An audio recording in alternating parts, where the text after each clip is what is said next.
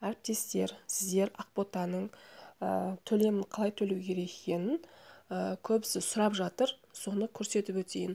Ол үшін сіздер осылай Каспий KZ-ге кіресіздер, Каспий Голдқа приложениесіне, және мына жоғарыда тұрған үш сызыққа кірсеңіз, осы жерде немесе мына жерде Каспий QR тұр. Осыны басу арқылы сіз ноутбуктан жаңағы сайтқа кіріп, Ақботаның сайтына кіріп, сол жерде QR код тұрады, үлкен қара төртбұрышты. Соны түсіріп аласыз. Содан соң ары қарай төлем жасайсыз. Қазір көрсетемін.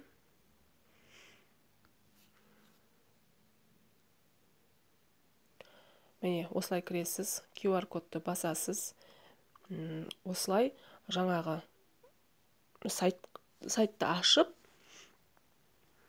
осыны сканерлейсіз. Және мына жерге жоғарыға өзіңіздің облысыңыз таңдайсыз, қалаңызды, мына жерге оқушының аты жөні, мына жерге QR коды оқушының, мына жерге Ақбота деп жазасыздар. Сумасына 350 теңге деп жазып, төлем төлейсіздер.